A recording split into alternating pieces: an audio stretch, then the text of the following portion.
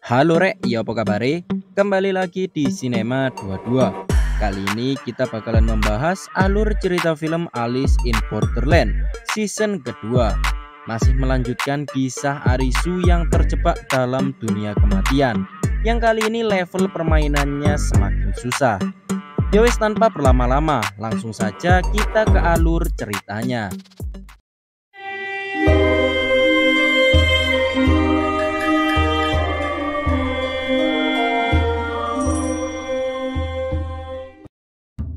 Setelah berhasil mengumpulkan semua kartu dan selamat dari pembantaian di organisasi The Beach, permainan lanjut ke level yang lebih tinggi, yaitu Face Card yang diangkut dengan beberapa balon udara raksasa. Banyak pemain yang berkumpul di sana untuk memulai permainan selanjutnya. Namun tiba-tiba para pemain ditembaki oleh penembak misterius.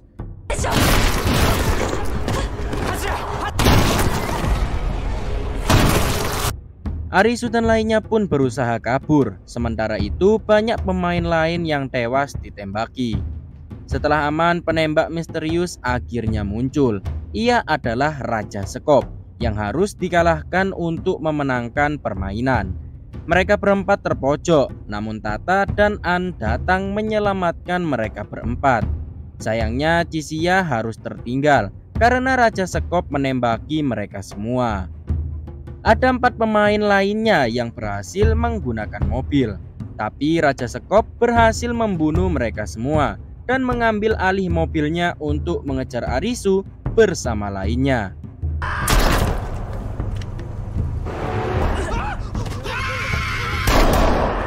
Tak lama Raja Sekop mencapai Arisu dan mereka harus kabur dari kejaran Raja Sekop yang haus akan darah.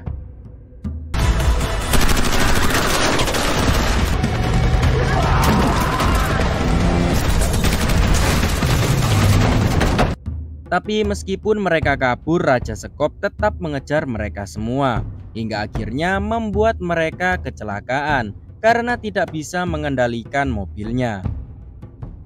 Raja Sekop tetap membunuh semua pemain di sana. Hal itu membuat An terpisah dengan rombongan. Meski begitu, An akhirnya berhasil selamat. Arisu bersama rombongan juga selamat. Arisu sadar jika banyak face card yang tersebar melalui balon udara. Ia berencana untuk pergi ke tempat masing-masing face card untuk memainkan permainan. Terlebih lagi mereka tak bisa terus bersembunyi karena visa mereka berempat mulai menipis. Mereka berempat akhirnya sampai di tempat Raja Keriting yang permainannya mengandalkan kerjasama. Sayangnya permainan tersebut harus berisi 5 orang. Tapi dari kejauhan ternyata Niragi masih hidup dan ingin bergabung dalam permainan. Tak ada pilihan lain, Arisu dan lainnya pun bekerja sama dengan Niragi. Dalam arena yang dipenuhi dengan kontainer, Arisu bertemu dengan tim Raja Keriting bernama Kyuma. Kyuma dipilih oleh Game Master menjadi Raja Keriting karena tidak pernah kalah dalam permainan sebelumnya. Di permainan kali ini kedua tim harus bermain untuk mengumpulkan poin sebanyak-banyaknya. Awalnya kedua tim akan mendapatkan masing-masing 10.000 poin. Poin akan dibagi ke tim sesuai instruksi pemimpin masing-masing. Ada 3 cara dalam mendapatkan poin. Pertama, dengan cara bertarung dengan menyentuh pemain lawan. Pemain yang punya poin lebih banyak akan menang, dan pemain bisa menggabungkan poin dengan cara berpegangan tangan.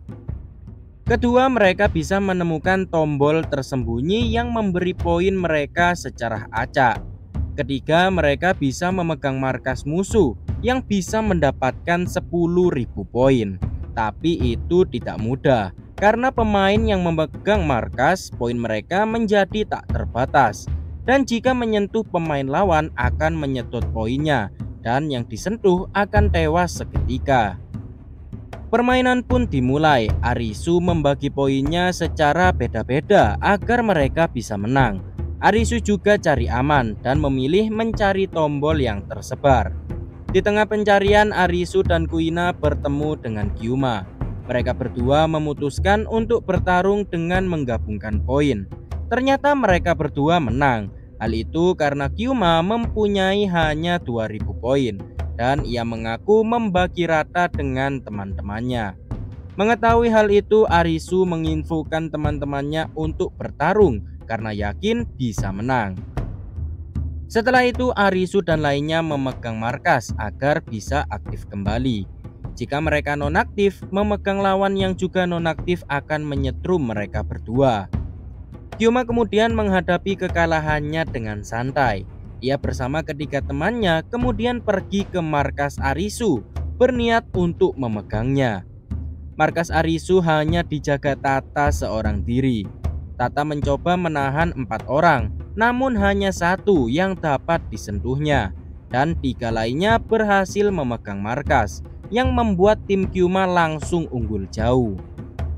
Pemain yang sebelumnya tersentuh oleh Tata pun akhirnya tewas tertembak laser.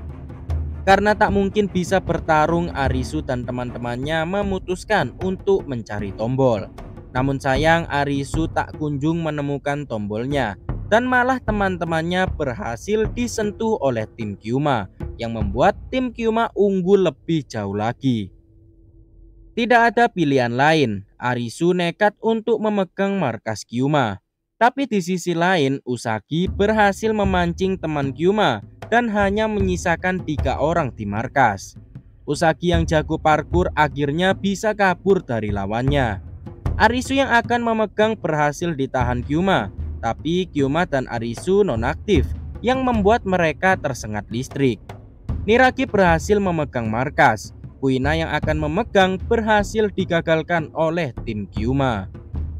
Pertarungan barusan ternyata beda tipis dan kurang untuk menang. Usagi tak menyerah, ia terus mencari tombol hingga akhirnya ia berhasil. Namun poin masih tidak cukup dan selisih 500 poin dan waktu pun mulai menipis.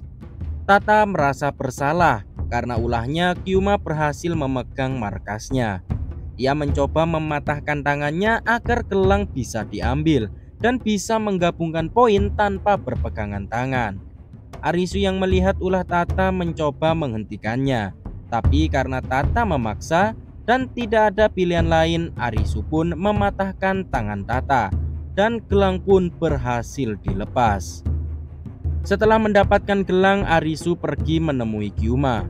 Arisu berpura-pura ingin salaman untuk perpisahan, tapi tanpa Kyuma sadari, Arisu mendapatkan poin karena menggabungkan poinnya dengan gelang Tata.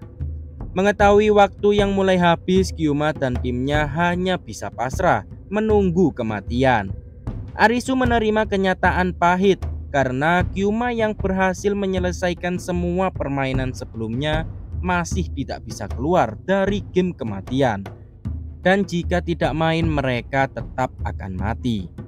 Tak lama teman Kyuma tewas ditembak laser dan Kyuma pun juga akhirnya tewas.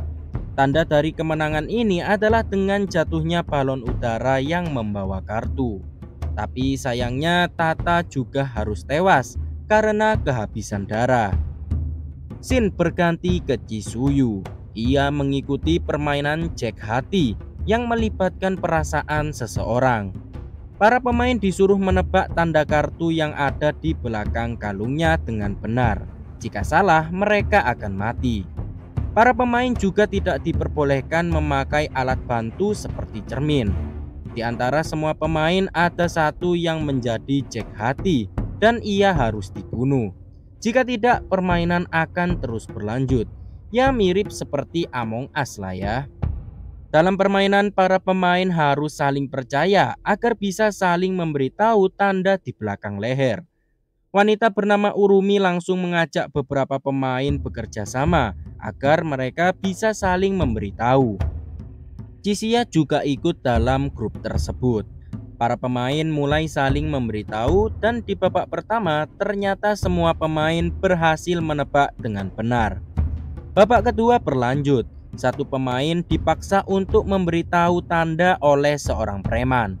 Kemudian seorang pria bernama Banda membantu dan membisikkan untuk membohongi preman tersebut.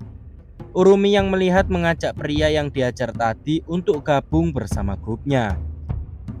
Saat pemain mulai menebak, si preman salah yang membuat dirinya tewas seketika. Kematian preman tadi membuat Urumi mengajak grupnya untuk membohongi pria yang sudah menipu preman. Ya, tanpa ia sadari ia sudah ditipu dan akhirnya tewas. Babak selanjutnya pun dimulai. Urumi lagi-lagi mengajak untuk membohongi anggota grupnya karena sebelumnya ia tidak setuju jika berbohong. Satu wanita lain mulai mencurigai Urumi. Ia kemudian meminta bantuan pemain lain, tapi ia malah dibohongi. Padahal ia sudah diberitahu Urumi yang sebenarnya. Babak demi babak berjalan hingga menyisakan beberapa para pemain. Anggota Urumi menyisakan 4 orang. Satu pria mengajak sisa anggota lainnya untuk membohongi Urumi. Namun kedua anggota lainnya malah ingin membohongi Urumi dan pria tersebut. Alhasil Urumi pun tewas dan ia bukanlah Jack Hati. Dua anggota Urumi yang tersisa juga harus tewas karena mereka berdua saling berbohong. Menyisakan 6 orang termasuk Chisia. Namun sayangnya rekan Chisia sudah tidak kuat dan memutuskan tidak menebak yang membuat dirinya tewas. Tersisa 5 orang dengan 2 pasangan, sedangkan Chisia hanya seorang diri. Chisia kemudian meminta bantuan ke cewek bernama Kotoko untuk memberitahu tandanya. Chisia juga bilang untuk berhati-hati ke rekannya. Tapi Kotoko tidak peduli dan tidak memberitahu tanda Chisia. Tak menyerah, Chisia meminta bantuan kepada rekan banda yang nolep bernama Matsushita. Strategi Chisia masih sama. Ia mengingatkan Matsushita untuk berhati-hati pada banda. Chisia juga memberitahu tanda milik Matsushita. Namun Matsushita sendiri membohongi tanda Chisia. Matsushita kemudian memberitahu banda jika Chisia adalah Jack Hati. Sedangkan rekan Kotoko bernama Yaba menuduh banda adalah Jack Hati. Matsushita kemudian membohongi banda, padahal banda sudah jujur kepadanya. Kemudian Kotoko membohongi Yaba, padahal Yaba sudah jujur. Sedangkan Chisia sendiri hanya menggunakan nalurinya untuk menebak dengan benar. Setelah tebak-tebakan selesai, yang keluar dari sel hanyalah Matsushita, yang ternyata selama ini ia adalah Jack Hati. Tapi tanpa ia duga, Chisia, Yaba dan banda masih hidup, sedangkan Kotoko sudah tewas. Mereka bertiga akhirnya tahu jika Matsushita adalah impostornya. Selama ini mereka bertiga sudah bekerja sama. Chisia mengetahui Matsushita impostor karena selama ini Matsushita dan Kotoko bekerja sama secara diam-diam. Mereka berdua menggunakan bahasa isyarat menggunakan biskuit di kantin. Namun pada akhirnya Matsushita menipu Kotoko. Sebelum menebak, Yaba dan banda menginterogasi Matsushita tentang dunia itu. Namun Matsushita memilih untuk diam dan akhirnya tewas karena tidak menebak. Balon udara Jack Hati pun akhirnya terjatuh, yang menandakan permainan tersebut selesai. Scene berganti ke Usagi, Arisu, dan Kuina. Arisu kepikiran tentang Kyuma yang tidak bisa keluar meskipun sudah memainkan banyak permainan dan tidak pernah kalah. Tapi Usagi mencoba meyakinkannya jika pasti ada jalan keluar dari permainan mengerikan ini.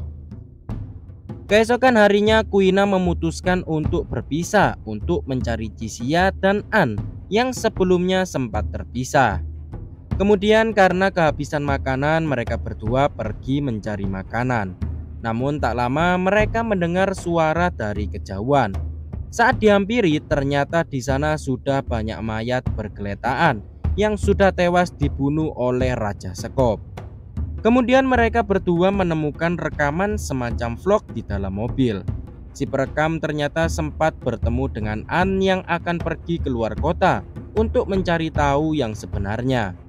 Si perekam kemudian pergi ke sebuah kelompok yang di sana terdapat orang yang ingat kejadian sebelum masuk ke dunia permainan. Wanita tersebut membahas tentang kembang api, tapi tak lama kemudian Raja Sekop datang membunuh semua orang di sana.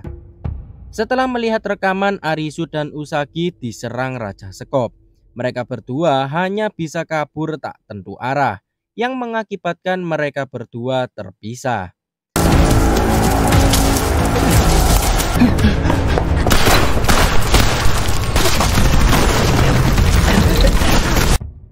Arisu yang terpojok tiba-tiba diselamatkan oleh orang misterius. Dan saat akan kabur, Arisu harus pingsan karena menabrak anak panah. Arisu akhirnya terbangun dan di sebelahnya ada wanita bernama Heya yang sebelumnya sudah menyelamatkannya.